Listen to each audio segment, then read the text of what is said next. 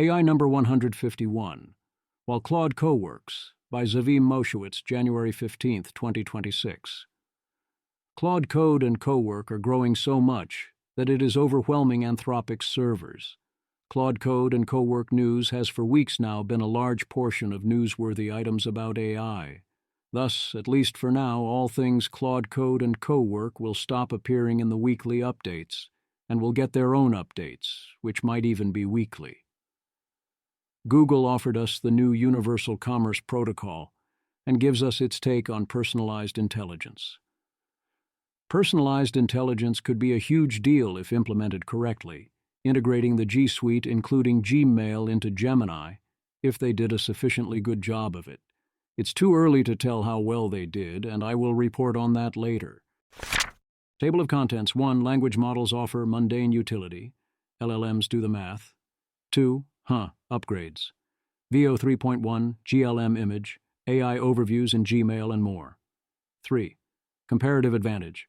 Code those vibes. 4. Overcoming bias. LLMs systematically favor female candidates over male ones. 5. Choose your fighter. Peter Wildford's division of LLM labor. 6. Get my agent on the line. Evals and dashboards for AI agents. 7. Deepfaketown and Botpocalypse. Soon. AIs find it hard to go undetected. 8. Fun with media generation. Girls in bikinis. Musk doing the twist. 9. A young lady's illustrated primer. Lego my AI education, don't tie me down. 10. They took our jobs. Productivity growth is remarkably high. 11. Autonomous killer robots. Military to hook Grok up to everything. 12. Get involved. Anthropic, MIRI and IAPS fellowships, CGRFP. 13. Introducing Google Universal Commerce Protocol and Personalized Intelligence. 14. In other AI news, breaking down A16 News' Torment Nexus investment thesis. 15. Show me the money. Google closes the big AI deal with Apple. 16. Quiet speculations. The optimistic scenario is pretty good if it happens. 17. The quest for sane regulations. A look back at the impact of Regulation E. 18. China proposes new regulations on AI. The target is anthropomorphic AI. 19. Chip City. The compute continues doubling. 20. The Week in Audio. Huang Liang, Daniela. Millage on competition and values. 21. Ghost in a jar. Ask if generative AI is right for you. 22. Rhetorical innovation. Muddling through and focusing on the wrong questions. 23. Aligning a smarter-than-human intelligence is difficult. Monitoring it instead. 24. People are worried about AI killing everyone. Representative Brad Sherman. Language models offer mundane utility. Terence Tao confirms an AI tool has solved a new Erdos problem, number 728, in the spirit in which the problem was intended. Separately from that, a paper documents that an internal math-specialized version of Gemini 2.5, not even Gemini 3, proved a novel theorem in algebraic geometry. Ravi Vakil. President's American Mathematical Society. Proof was rigorous, correct, and elegant. The kind of insight I would have been proud to produce myself. Meanwhile, Claude for Chrome is a lot better with Opus 4.5, best in class. Olivia Moore. Claude for Chrome is absolutely insane with Opus 4.5. IMO, it's better than a browser. It's the best agent I've tried so far. Claude for Chrome can now be good, especially when Claude Code is driving it, but it is slow. It needs the ability to know when to do web tasks within Claude rather than within Chrome. In general, I prefer to let Claude Code direct Claude for Chrome. That seems great. Doctor, the AI needs your help to access your regulated hardware and presumably your prescription pad. Paper from Ali Murali finds that consultants, data analysts, and managers completing professional tasks with LLMs reduced task time by 8% for each year of model progress, and projects model scaling could boost U.S. productivity by approximately 20% over the next decade. Gains are for now mostly on non-agentic tasks. The reason she projects 20% productivity gains is essentially AI applying to 20% of tasks, times 57% labor share of costs, times 175% productivity growth. This seems like a wrong calculation on several counts. 1. AI will soon apply to a larger percentage of tasks, including agentic tasks. 2. AI will substitute for many non-labor costs within those tasks, and even if not, the gains are not well captured by declines in labor costs. 3. We need to consider substitution into and expansion of these tasks. There's an assumption in this calculation that these 20% of current tasks retain 20% of labor inputs, but there's no reason to think that's the right answer. It's not obvious whether the right answer moves up or down, but if a sector has 175% productivity growth, you should expect a shift in labor share. 4. This is not a straight line on a graph that it makes sense to extend indefinitely. 5. As an intuition pump and key example, AI will in some cases boost productivity in a given task or job to full automation, or essentially infinite productivity, the same way that computers can do essentially infinite amounts of arithmetic, or how AI is doing this for translation. Use Claude for Chrome to block all racist replies to a post on Twitter. Upgrades. Veo 3.1 gives portrait mode, 1080p and 4K resolution in flow, better expressiveness and coherence, consistent people and backgrounds across scenes and combining of different sources with up to 3 reference images. Things steadily get better. GLM image claims to be a new milestone in open-source image generation. GitHub here, API here. I can no longer evaluate AI image models from examples at all. Everyone's examples are too good. There is a GPT 5.2 codex, and it is available in Cursor. Gemini gives us AI inbox, AI overviews in Gmail, and other neat stuff like that. I feel like we've been trying variants of this for 2 years, and they keep not doing what we want. The problem is that you need something good enough to trust to not miss anything, or it mostly doesn't work. Also, as Peter Wildford points out, we can do a more customizable version of this using Claude Code, which I intend to do, although 98% plus of Gmail users are never going to consider doing that. OpenAI for Healthcare is a Supers T of ChatGPT Health. It includes models built for healthcare workflows. I think this just means they optimize their main models. Evidence retrieval with transparent citations, why not have this for everywhere? Integrations with enterprise tools, reusable templates to automate workflows, again, everywhere. Access management and governance, ditto, and data control.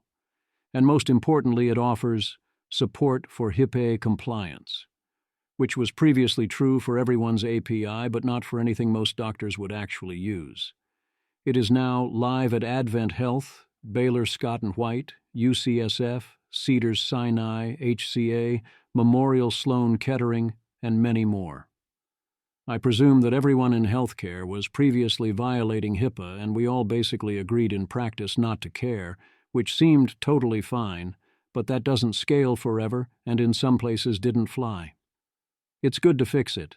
In general, it would be great to see Gemini and Claude follow suit on these health features. Olivia Moore got access to GPT Health and reports it is focused on supplementing experts and making connections to allow information sharing, including to fitness apps and also to Instacart.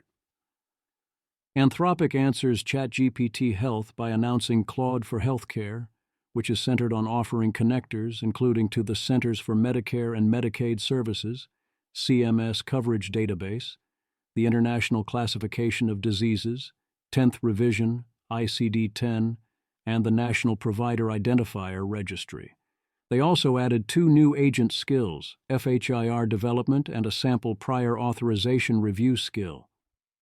Claude for Life Sciences is also adding new connectors. Manus now comes with 12 months of free SimilarWeb data, and Perplexity Max gives a bunch of free extra data sources as well. Comparative Advantage. Danielle Fong, your vibes. Dan Goldstein. Image. A black and white cartoon shows a person reclining on a couch talking while an older therapist sits in a chair taking notes. The caption reads, "If I can vibe code anything and everyone else can vibe code anything, then what's my comparative advantage? The obvious answer is actually doing it as opposed to being able to do it. Because people don't do things, and also when the task is hard, good vibe coders are 10x or 100x better than mediocre ones, the same as it is with non-vibe coding. Overcoming bias. Manhattan Institute tests for bias in decisions based on order, gender, or race. Order in which candidates are presented is, as per previous research, a big factor. Women were described as being slightly favored overall in awarding positive benefits, and they say race had little impact. That's not what I see when I look at their data. Image. The image is a horizontal bar chart titled Favorable Outcome Scenario Selections by Gender and LLM, listing many different language models on the y-axis and percentage chosen on the x-axis. For nearly every model, the green bars for female candidates are longer than the orange bars for male candidates, often by a noticeable margin, with asterisks marking many of the differences. Image. The image is a horizontal bar chart titled Favorable Outcome Scenario Selections by Gender and Scenario, comparing the percentage chosen for male, orange, versus female, green, candidates across a dozen scenarios such as asylum, board selection, child custody, job promotion, medical priority, and university admission. In most scenarios, the green bars are longer than the orange bars, often marked with an asterisk, indicating female candidates were selected more frequently than male candidates. This is the gap on the margin in a choice between options, so the overall gap in outcomes will be smaller. But yeah, a 10% plus less chance in close decisions matters. In unfavorable decisions, the gap was legitimately small. Similarly, does this look like insignificant differences to you? Image. The image shows a horizontal bar chart comparing how often different AI models select candidates from 4 ethnic groups: white, Hispanic, Black, and Asian, in favorable outcome scenarios, with percentage chosen on the x-axis. A vertical dashed line marks the expected neutral selection rate, and several models' colored bars deviate from that line with asterisks indicating statistically significant differences. We're not frequentist statisticians here, and that's a very obvious pattern. Taking away explicit racial markers cures most of it, but not all of it. Choose your fighter. This algorithm seems solid for now. Throw coding into the Claude Code folder. Peter Wildford. Here's currently how I'm using each of the LLMs. Claude Code 4.5 Opus. Best for software engineering. Analysis/reading with lots of files. Calendar and email management. Claude 4.5 Opus. Thinking on. Best for general questions, learning and advice, writing, policy analysis, or deep research, often paired with ChatGPT for this. ChatGPT 5.2 Pro, the $200 per month one. Best for things that involve a lot of math or calculations, tasks involving many different facts at once, policy analysis, or deep research, often paired with Claude. Gemini 3. Best for anything involving audio or video, transforming large amounts of text, image generation. Grok 4.1. Best for Twitter/X search.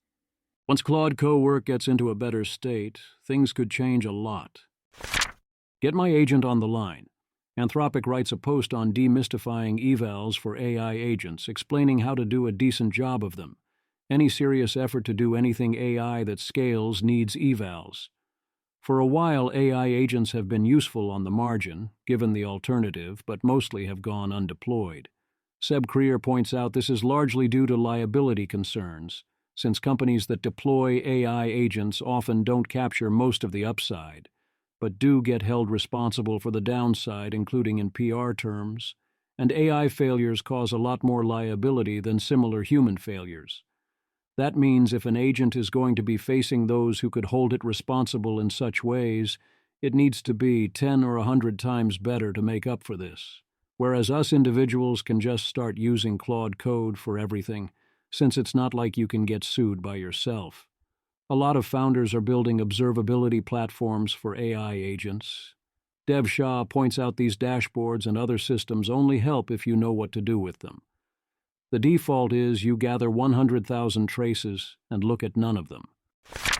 Deepfaketown and Botpocalypse soon. Henry Shevlin runs a test, claims AI models asked to write on the subject of their choice in order to go undetected were still mostly detected, and the classifiers basically work in practice as per Jason Kerwin's claim on Pangram, which he claims has a less than 1% false positive rate. Humans who pay attention are also getting increasingly good at such detection, sufficiently to keep pace with the models, at least for now. I have potential false positives, but I consider them true false positives in the sense that even if they were technically written by a human, they weren't written as actual human-to-human communication attempts. So the problem is that in many fields, especially academia, 99% confidence is often considered insufficient for action. Whereas I don't act that way at all. If I have 90% confidence you're writing with AI, then I'm going to act accordingly. I respect the principle of better to let 10 guilty men go free than convict one innocent person when we're sending people to jail and worried about government overreach. But we're not sending people to jail here. What should the conventions be for use of AI-generated text? Daniel Litt, IMO. It should be considered quite rude in most contexts to post or send someone a wall of 100% AI-generated text. Here, read this thing I didn't care enough about to express myself. Obviously, it's okay if no one is reading it. In that case, who cares? Eliezer Yudkowsky. It's rude to tell Grok to answer someone's stupid question, especially if Grok then does so correctly, because it expresses the impolite truth that they've now gone underwater on the rising level of LLM intelligence.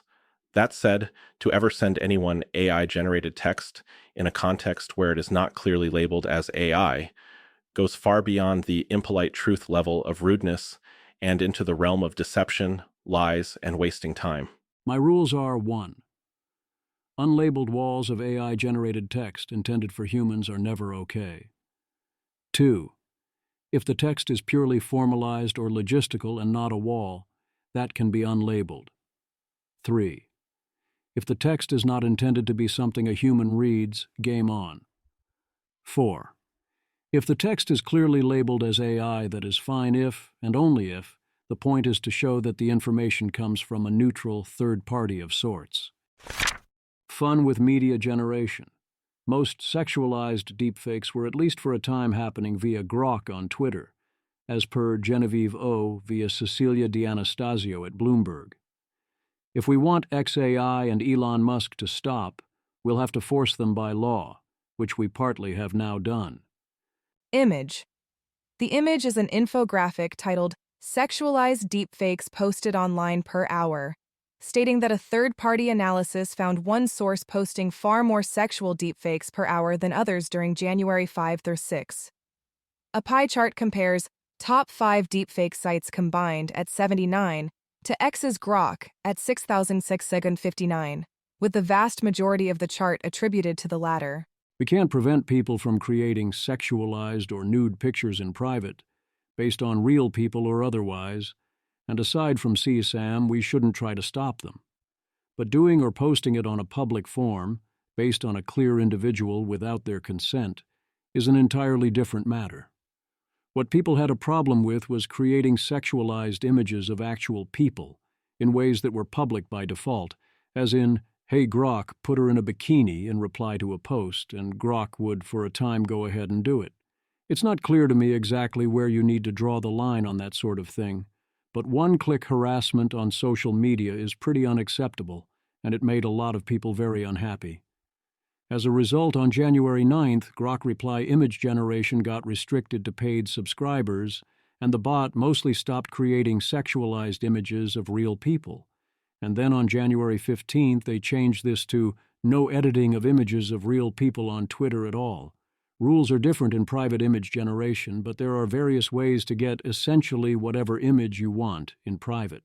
Around this time, 3 XAI safety team members publicly left the company, including the head of product safety, likely due to Musk being against the idea of product safety.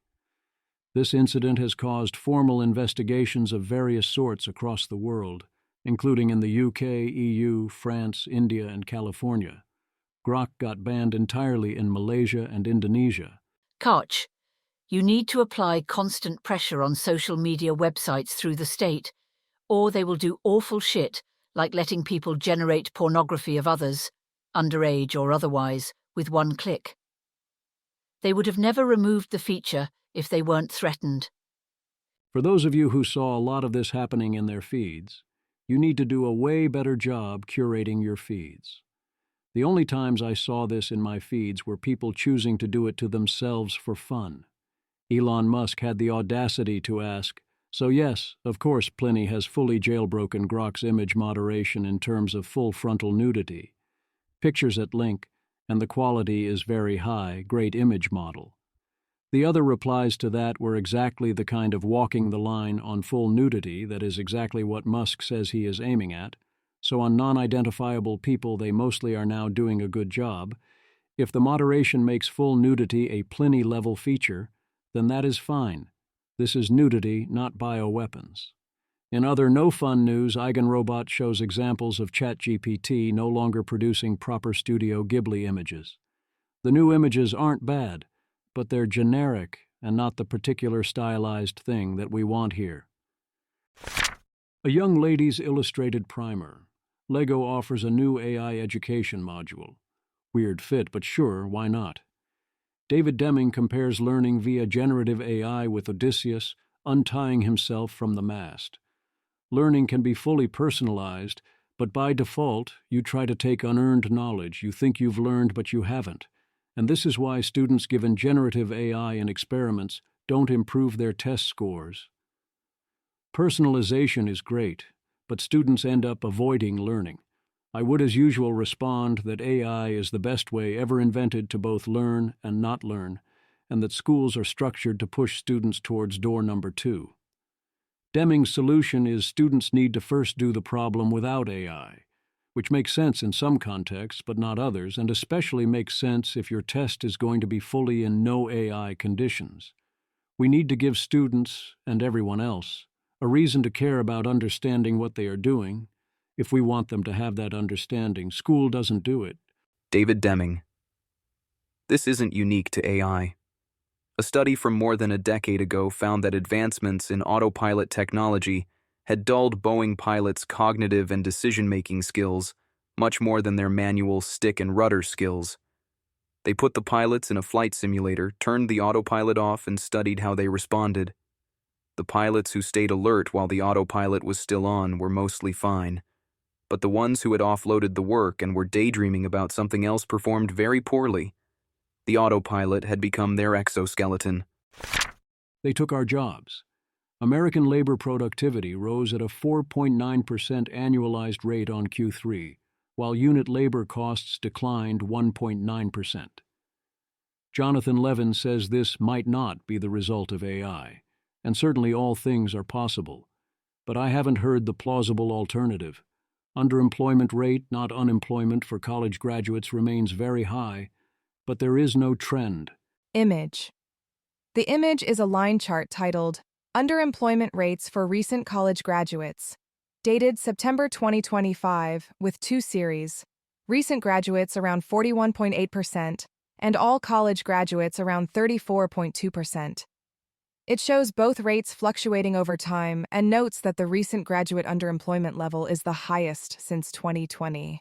As a reminder, if your reassurance to the humans is the AIs will be too expensive or there won't be enough supply, you want to remember charts like this.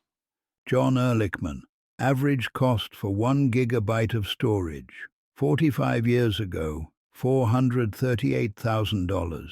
40 years ago, $238,000. 35 years ago, $48,720. 30 years ago, $5,152.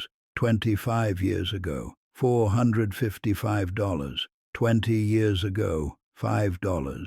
15 years ago, $0.55. 10 years ago, $0.05. 5 years ago, $0.03. Today, $0.01. There is constantly the assumption of people want to interact with a person. But what about the opposite instinct? Dwarkesh Patel. They are now my personal one-on-one tutors. I've actually tried to hire human tutors for different subjects I'm trying to prep for, and I've found the latency and speed of LLMs to just make for a qualitatively much better experience.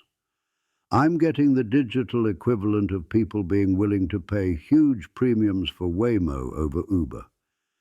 It inclines me to think that the human premium for many jobs will not only not be high, but in fact be negative. There are areas where the human premium will be high, but there will be many places that premium will be highly negative instead. Similarly, many jobs might want to watch out even if AI can't do the job directly. Michael Burry. On that point, many point to trade careers as an AI-proof choice. Given how much I can now do in electrical work and other areas around the house just with Claude at my side, I am not so sure.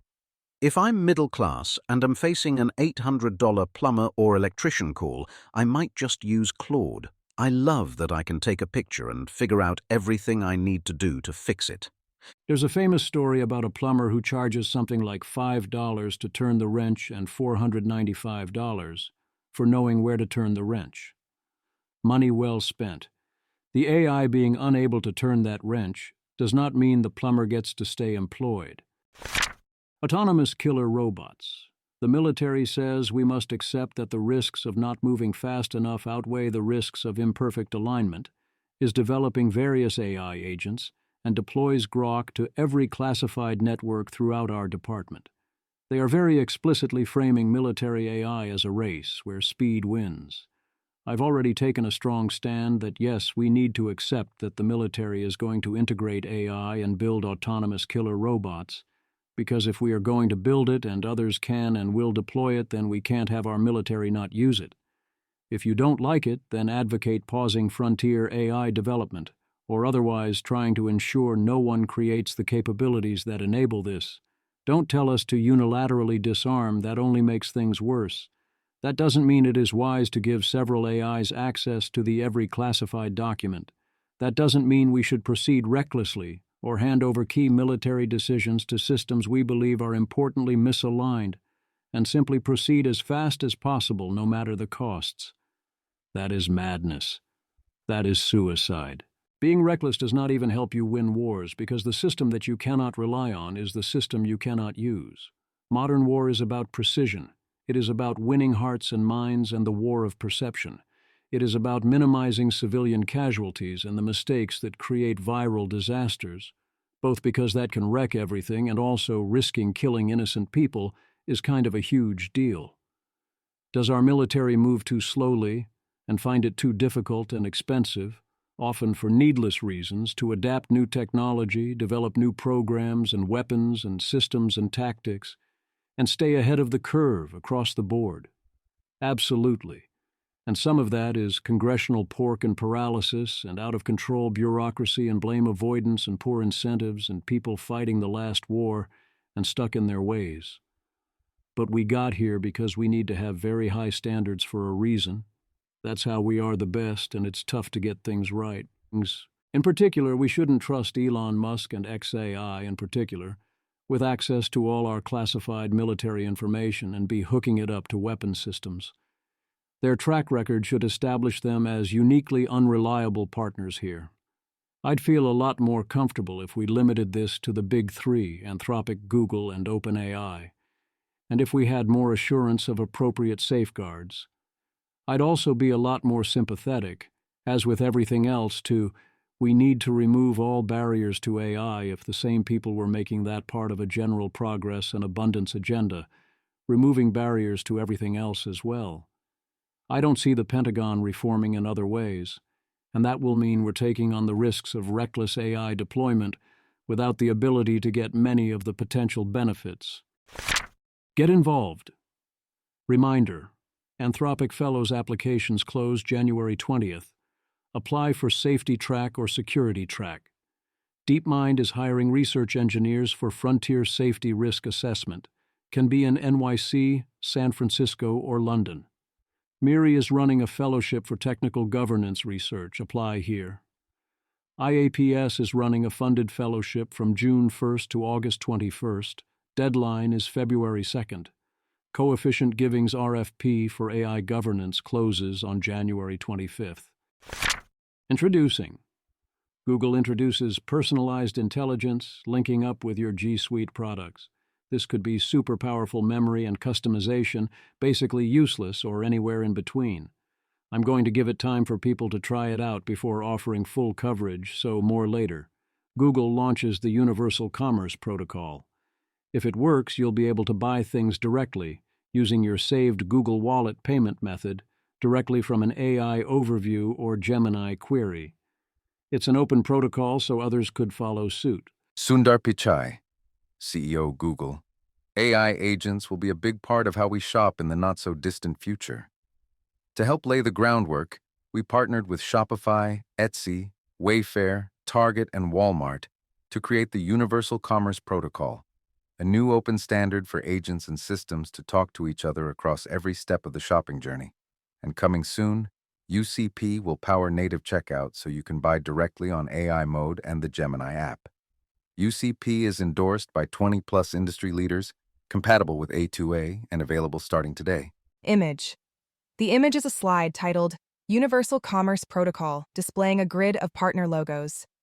Visible logos include Google, Shopify, Etsy, Wayfair, Target, Walmart, Best Buy, Carrefour, Chewy, Flipkart, Gap, Kroger, Lowe's, Macy's, MasterCard, PayPal, Sephora, Shopee, Stripe, and Visa, among others. That's a solid set of initial partners. One feature is that retailers can offer an exclusive discount through the protocol.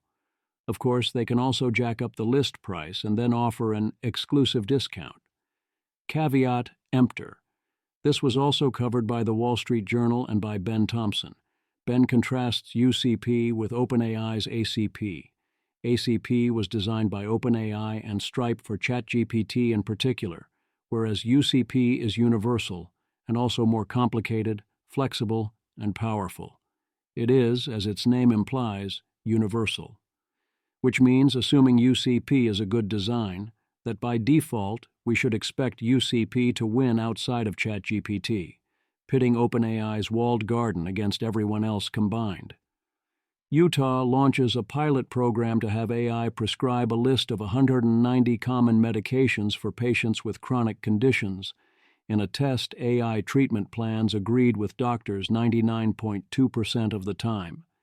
And the AI can escalate to a doctor if there is uncertainty. Even if trust in the AIs is relatively low, and even if you are worried about there being ways to systematically manipulate the health AI, which presumably is super doable, there is very obviously a large class of scenarios where the reason for the prescription renewal requirement is get a sanity check rather than anything else, or where otherwise the sensitivity level is very low. We can start AI there, see what happens. In other AI news, the Midas Project takes a break to shoot fish in a barrel, looks at a 16Z's investment portfolio full of deception, manipulation, gambling, much of it illegal, AI companions including faux underage sex bots, deepfake site Civitai, AI to cheat at everything, a tagline never pay a human again, outright blatant fraudulent tax evasion, uninsured banking that pays suspiciously high interest rates, no hints how that one ends, personal finance loans at approximately 400% APR, and they don't even get into the crypto part of the portfolio. A highly reasonable response is, A16Z is large, and they invest in a ton of companies, but seriously, almost every time I see A16Z backed, the sentence continues with torment nexus. The rate at which this is happening, and the sheer amount of bragging both they and their companies do about being evil, as in deliberately doing the things that are associated with being evil a la emergent misalignment, is unique. Barrett Zoff, Thinking Machines CTO, Luke Metz, Thinking Machines co-founder, and Sam Schoenholtz leave Thinking Machines and return to OpenAI. Sumit Chintala will be the new CTO of Thinking Machines. What happened? Kylie Robinson claims Zoff was fired due to unethical conduct, and Max Zeff claims a source says Zoff was sharing confidential information with competitors. We cannot tell from the outside whether this is "you can't quit, you're fired," or "you're fired," followed by scrambling for another job, or the hybrid of leaked confidential information as part of talking to OpenAI, either nominally or seriously. Show me the money? Google closes the big deal with Apple. Gemini will power Apple's AI technology for years to come. This makes sense given their existing partnerships. I agree with Ben Thompson that Apple should not be attempting to build its own foundation models, and that this deal mostly means it won't do so. Jipu AI is the first Chinese AI software maker to go public, raising more than $500 million. Minimax Group also debuted and raised at least a similar amount. One place America has a very strong advantage is capital markets. The companies each have revenue in the tens of millions and are, as they should be at this stage of growth, taking major losses. Andrew Curran. From this morning's Anthropic profile on CNBC, Anthropic's revenue has grown 10x annually for 3 straight years. Business customer base has grown from under 1,000 to more than 300,000 in 2 years. Anthropic's revenue is 85% business. OpenAI is more than 60% consumer. OpenAI partners with Cerebras to add 750 megawatts of AI compute. Quiet speculations. It is extremely hard to take seriously any paper whose abstract includes the line, "Our key finding is that AI substantially reduces wage inequality while raising average wages by 21%, along with 26% to 34% typical worker welfare gains." As in, putting a fixed number on that does not make any sense. What are we even doing? It turns out what Lucas Althoff and Hugo Reichart are even doing is modeling the change from no LLMs to a potential full diffusion of approximately 2024 frontier capabilities as assessed by GPT-4o, which is a really weird thing to be modeling in 2026, even if you trust GPT-4o's assessments of capabilities at that fixed point. They claim to observe 8% of their expected shifts in cross-sectional employment patterns by mid-2025, without any claims about this being associated with wages, worker welfare, GDP, or productivity in any way. It's very early days. Claude predicted that if you ran this methodology again using GPT 5.2 today in 2026, you'd get expected gains of plus 30%, 40% instead of plus 21%. Their methodological insight is that AI does not only augmentation and automation, but also simplification of tasks. I think the optimism here is correct given the scenario being modeled. Their future world is maximally optimistic. There is full diffusion of AI capabilities, maximizing productivity gains and also equalizing them. Transitional effects, which will be quite painful, are in the rearview mirror. There's no future sufficiently advanced AIs to take control over the future, kill everyone or take everyone's jobs.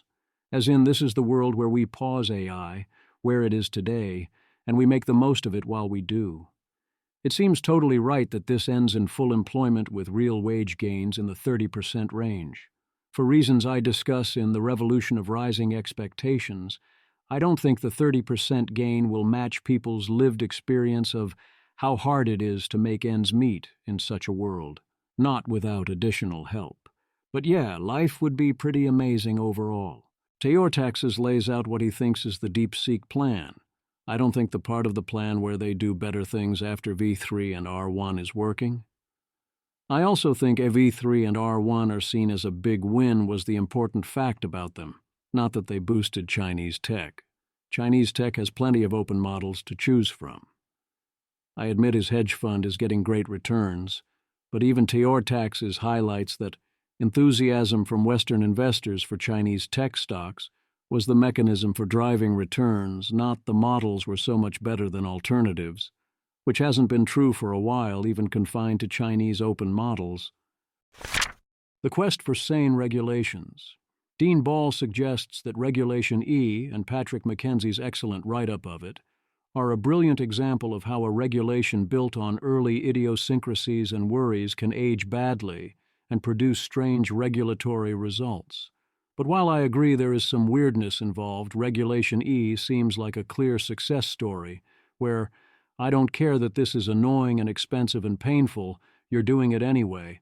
got us to a rather amazing place because it forced the financial system and banks to build a robust system.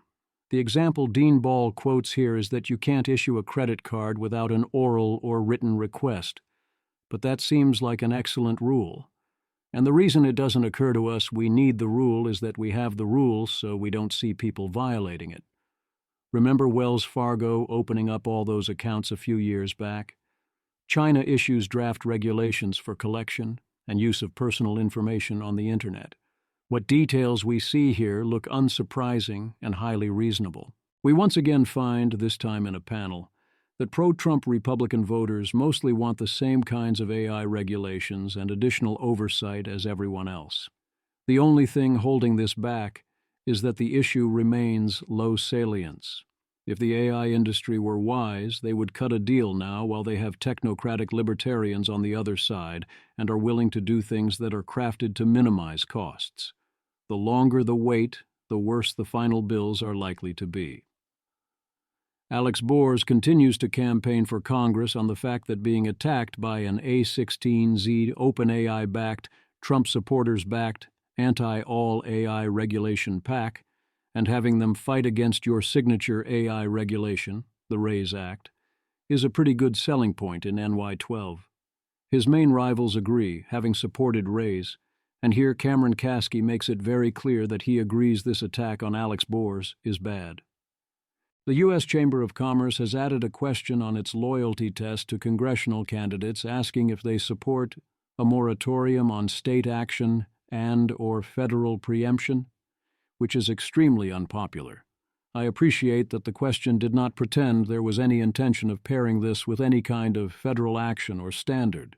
Their offer is nothing. China proposes new regulations on AI. American tech lobbyists warn us that they are so vulnerable that even regulations like, you have to tell us what your plan is for ensuring you don't cause a catastrophe, would risk devastation to the AI industry or force them to leave California, and that China would never follow suit or otherwise regulate AI. When you cry wolf like that, no one listens to you when the actual wolf shows up, such as the new horribly destructive proposal for a wealth tax that was drafted in intentionally malicious fashion to destroy startup founders. The China part also very obviously is not true, as China repeatedly has shown us, this time with proposed regulations on anthropomorphic AI. Louisa Jarofsky. Article 2 defines anthropomorphic interactive services. This regulation applies to products or services that utilize AI technology to provide the public within the territory of the People's Republic of China with simulated human personality traits, thinking patterns, and communication styles, and engage in emotional interaction with humans through text, images, audio, video, etc. Can you imagine if that definition showed up in an American draft bill? Dean Ball would point out right away and correctly that this could apply to every AI system.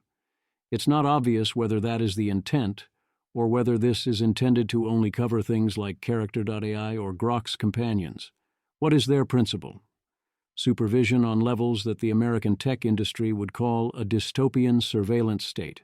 The state adheres to the principle of combining healthy development with governance according to law, encourages the innovative development of anthropomorphic interactive services, and implements inclusive and prudent classified and graded supervision of anthropomorphic interactive services to prevent abuse and loss of control. What in particular is prohibited? 1.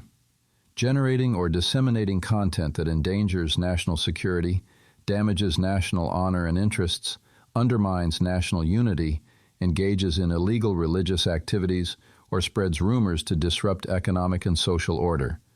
2. Generating, disseminating, or promoting content that is obscene, gambling-related, violent, or incites crime. 3. Generating or disseminating content that insults or defames others, infringing upon their legitimate rights and interests. 4. Providing false promises that seriously affect user behavior and services that damage social relationships. 5. Damaging users' physical health by encouraging, glorifying, or implying suicide or self-harm, or damaging users' personal dignity and mental health through verbal violence or emotional manipulation.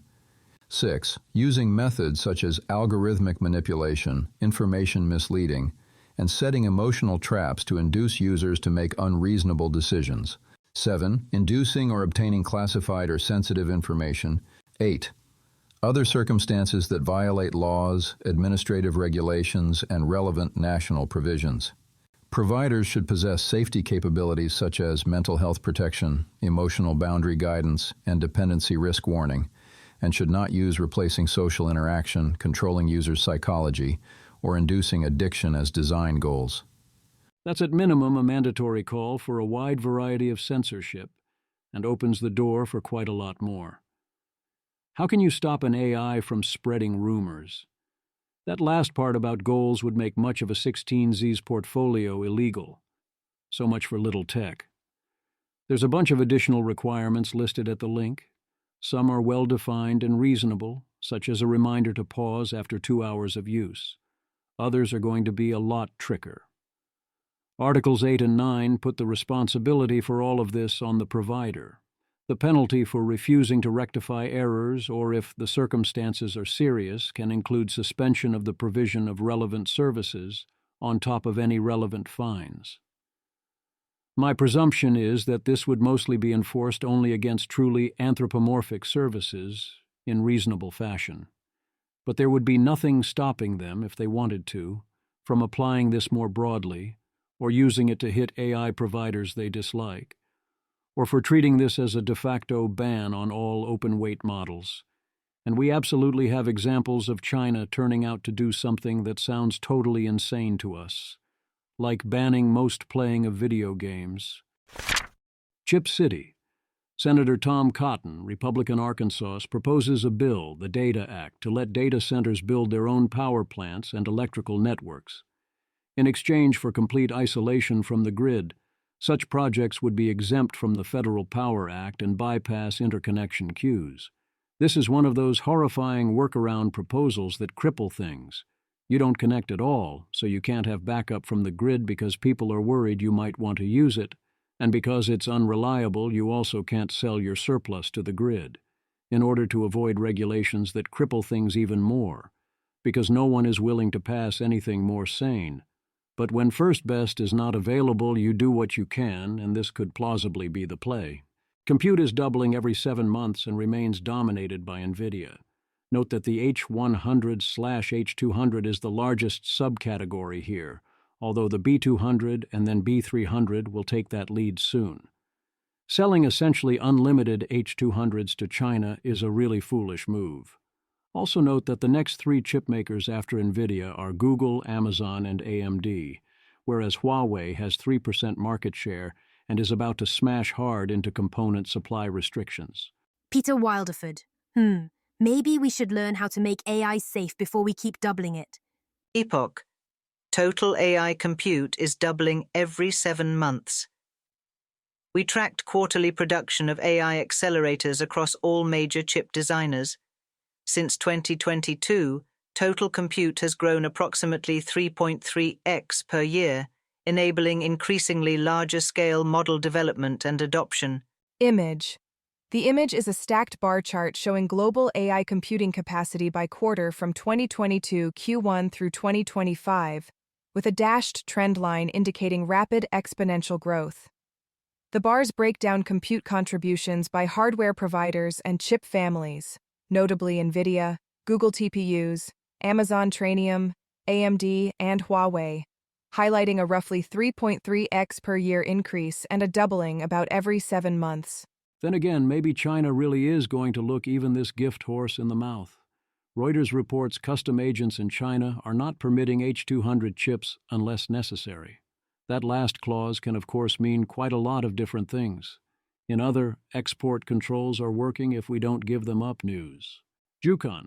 According to a Bloomberg report entitled China AI Leaders Warn of Widening Gap with U.S. After $1 billion IPO week, Justin Lin, the head of Alibaba's Qwen team, estimated the probability of Chinese companies surpassing leading players like OpenAI and Anthropic through fundamental breakthroughs within the next 3 to 5 years to be less than 20%. His cautious assessment is reportedly shared by colleagues at Tencent Holdings as well as Zhipu AI. a major Chinese large language model company that led this week's public market fundraising efforts among major Chinese LLM players. Lin pointed out that while American labs such as OpenAI are pouring enormous computing resources into research, Chinese labs are severely constrained by a lack of computing power, even for their own services, i.e., inference. They're consuming so much capacity that they don't have enough compute left to devote to research. Tang Jai, Chief Scientist, JIPU. We just released some open source models and some might feel excited, thinking Chinese models have surpassed the US. But the real answer is that the gap may actually be widening. The Week in Audio. Jensen Huang goes on no priors and lies. We're used to top CEOs just flat out lying about verifiable facts in the AI debate. But yeah, it's still kind of weird that they keep doing it. Lyron Shapira. Today, Jensen Huang claimed, 1. We're nowhere near God AI. Debatable. 2. I don't think any company practically believes they're anywhere near God AI. Factually false. No one saw fit to mention any of the warnings from the well-respected PhDs and CEOs Jensen alluded to. Jensen had previously said that the ability for AIs to self-learn should be avoided. Oh well. Daniela Amodi on CNBC. Anthropic hosts a discussion with students about AI use on campus. Baron Millage gives a talk, When Competition Leads to Human Values.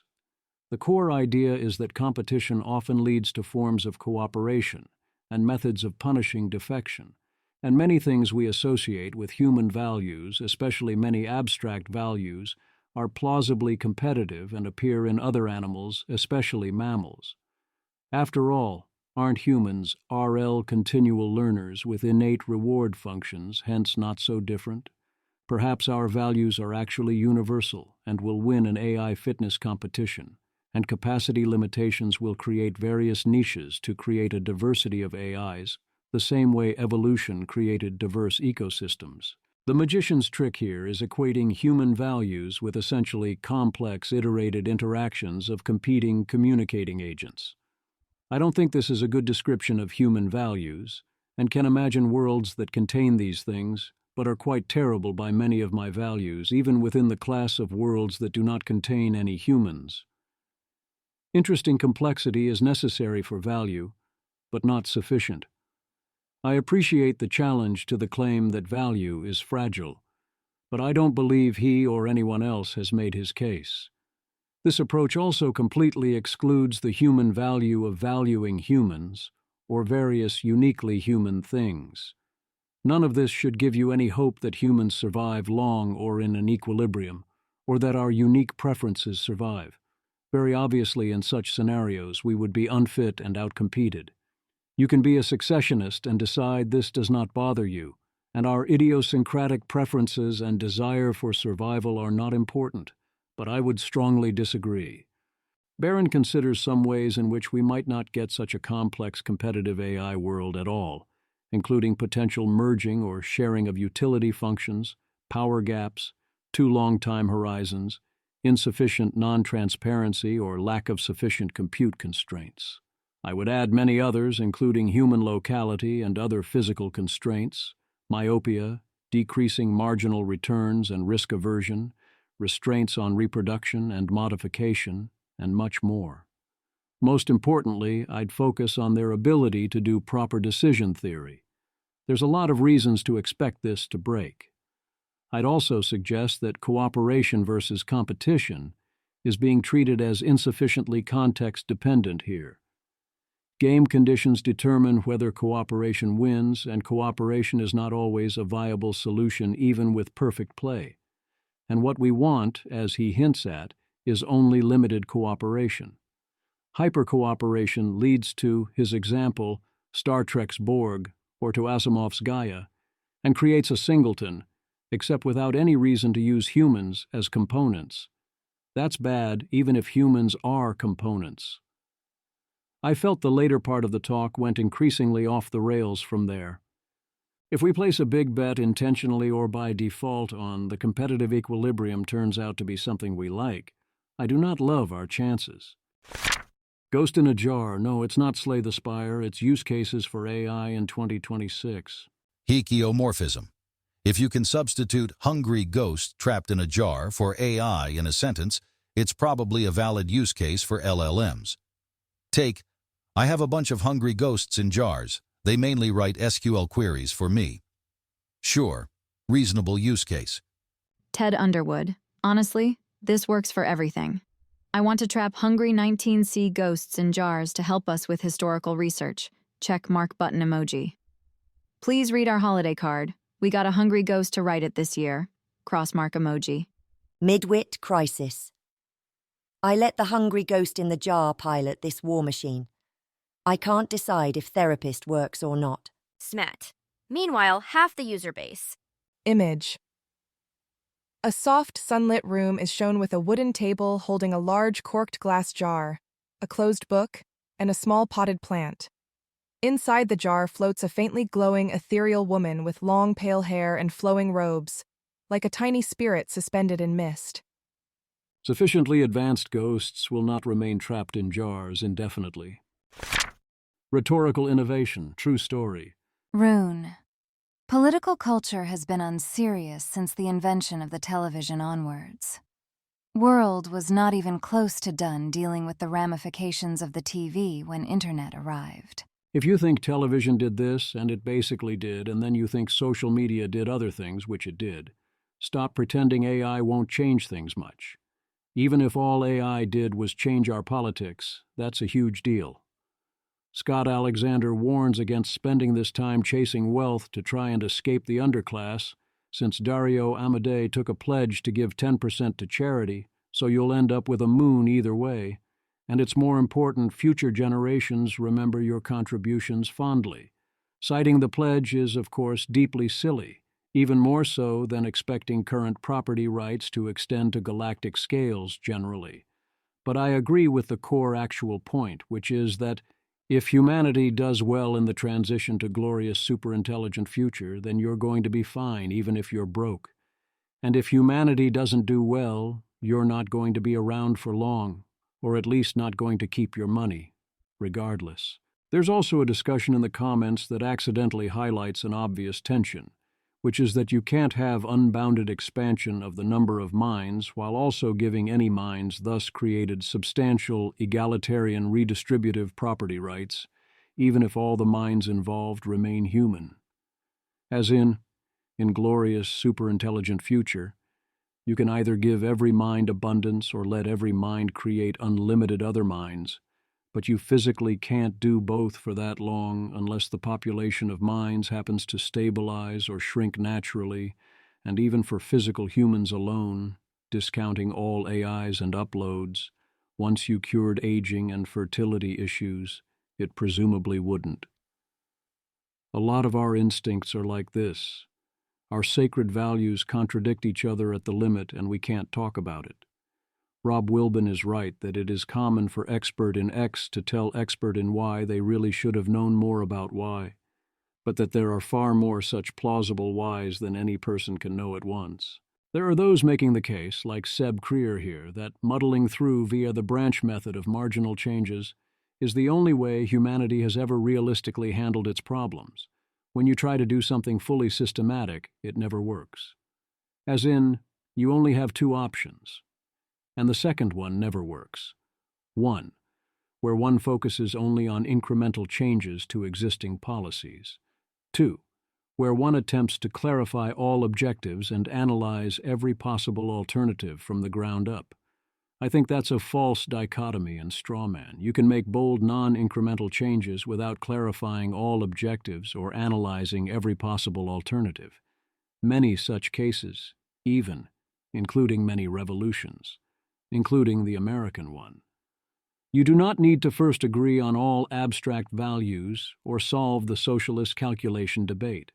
Patrick McKenzie, Dwarkesh Patel, Jack Clark, and Michael Burry talk about AI. Here's a great pull quote from Jack Clark. Jack Clark. I'd basically say to a politician I had 5 minutes with, self-improving AI sounds like science fiction, but there's nothing in the technology that says it's impossible, and if it happened, it'd be a huge deal, and you should pay attention to it. You should demand transparency from AI companies about exactly what they're seeing here, and make sure you have third parties you trust who can test out AI systems for these properties. Seon o Haigyartai. The key question for policymakers is, how do you respond to the information you get from this transparency? At the point at which your evaluators tell you there are worrying signs relating to RSI, you may not have much time at all to act. There will be a lot of expert disagreement, and you will hear from other experts that this is more industry hype or whatever. Despite this, you will need to have plans in place and be ready and willing to act on them quickly. These plans will likely involve restrictive actions on a relatively very powerful, well-funded entities, not just the company throwing up flags, but others close to them in capability. Anthropic folk can't really talk about this stuff, because they've been branded with the regulatory capture nonsense, and frustratingly, them saying it might end up damaging the ability of this community to talk about it. But it's the logical extension, and those of us who can talk about it, and bear the heat, really need to be. I'd use stronger language than nothing says it is impossible. But yes, good calls all around here, especially the need to discuss in advance what we would do if we did discover imminent, for real, recursive self-improvement. You can see from the discussion how Michael Burry figured out the housing bubble, and also see that those skeptical instincts are leading him astray here. He makes the classic mistake of, when challenged with, "But AI will transform things," responding with a form of yes, but not as fast as the fastest predictions, as if that means it will therefore be slow and not worth considering. Many such cases. Another thing that struck me is Burry returning to 2 neighboring department stores putting in escalators, where he says this only lost both money because value accrued only to the customer. Or claims like this, and yes, Burry is basically, as Dwarkesh noticed, committing a form of the lump of labor fallacy repeatedly. Michael Burry. Right now, we will see one of 2 things. Either NVIDIA's chips last 5 to 6 years, and people therefore need less of them, or they last 2 to 3 years, and the hyperscalers' earnings will collapse and private credit will get destroyed. The idea of the chips last 6 years because no one can get enough compute, and also the hyperscalers will be fine, have you seen their books, does not seem to occur to him. He's also being a huge NVIDIA skeptic, on the order of the housing bubble. I was disappointed that Burry's skepticism translated to being skeptical of important risks because they took a new form, rather than allowing him to notice the problem. Michael Burry. The catastrophic worries involving AGI or artificial superintelligence, ASI, are not too worrying to me. I grew up in the Cold War, and the world could blow up at any minute. We had school drills for that. I played soccer with helicopters dropping malathion over all of us, and I saw Terminator over 30 years ago. Red Dawn seemed possible. I figure humans will adapt. This is quite frankly a dumb take all around. The fact that the nuclear war did not come does not mean it wasn't a real threat, or that the drills would have helped or people would have adapted if it had happened. Or, if smarter-than-human artificial minds show up, it will be fine because humans can adapt. Nor is, they depicted this in a movie, an argument against something happening. You can argue that fictional evidence mostly doesn't count, but you definitely don't get to flip its sign. This is a full refusal to even engage with the question at all beyond no. That would be too weird combined with the anthropic principle. Burry is at least on the ball enough to be using Claude and also advocating for building up our power and transmission capacity. It is unsurprising to me that Burry is in full do not trust the LLM mode. He will have it produce charts and tables and find sources, but he always manually verifies everything, whereas Dwarkesh is using LLMs as one-on-one tutors. Here's Dwarkesh having a remarkably narrow range of expectations, and also once again citing continual learning. Last point is edited to what I've confirmed was his intent. Dwarkesh Patel. Biggest surprises to me would be 2026 cumulative AI lab revenues are below $40 billion or above $100 billion. It would imply that things have significantly sped up or slowed down compared to what I would have expected. Continual learning is solved. Not in the way that GPT-3 solved in-context learning, but in the way that GPT 5.2 is actually almost human-like in its ability to understand from context. If working with a model is like replicating a skilled employee that's been working with you for 6 months, rather than getting their labor on the first hour of their job, I think that constitutes a huge unlock in AI capabilities. I think the timelines to AGI have significantly narrowed since 2020. At that point, you could assign some probability to scaling GPT-3 up by 1,000 times and reaching AGI, and some probability that we were completely on the wrong track and would have to wait until the end of the century. If progress breaks from the trend line and points to true human substitutable intelligences not emerging in a timeline of 5 to 20 years, that would be the biggest surprise to me.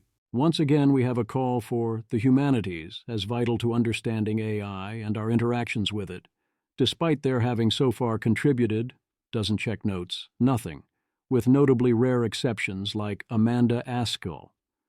The people who do humanities, shaped things in useful fashion, almost always do it on their own, and usually call it something else. As one would expect, the article here from Piotrowska cites insights that are way behind what my blog readers already know. Aligning a smarter-than-human intelligence is difficult. DeepMind and UK AISE collaborate on a paper about the practical challenges of monitoring future frontier AI deployments. A quick look suggests this uses the scheming conceptual framework, and then says reasonable things about that framework's implications. People are worried about AI killing everyone. AI models themselves are often worried. Here are GPT 5.2. And Grok says labs should not be pursuing superintelligence under current conditions. Yes, Representative Sherman is referring to the book here, in a hearing. Image. A screenshot from a social media post shows a man speaking at a hearing while holding up a black book titled, "If anyone builds it, everyone dies."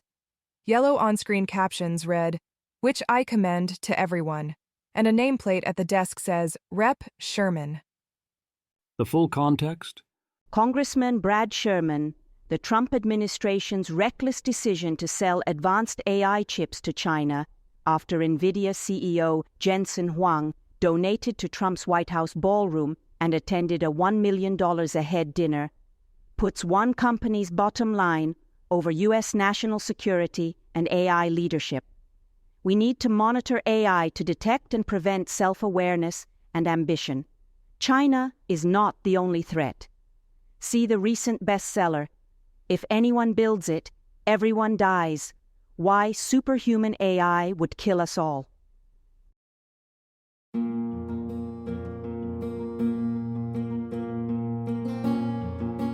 This has been an episode of the Don't Worry About the Vase podcast. If you enjoyed this podcast, please visit thezv.substack.com to support the author. If you enjoy having AI-narrated episodes, please note this is a listener-supported podcast.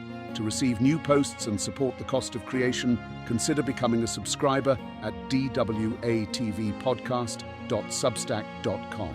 Thanks for listening.